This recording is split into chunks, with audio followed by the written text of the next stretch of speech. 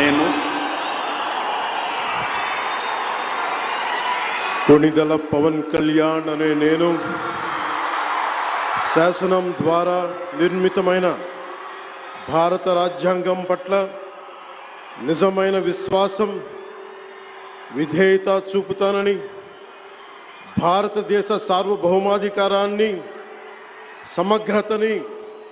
కాపాడుతానని, ఆంధ్రప్రదేశ్ రాష్ట్ర మంత్రిగా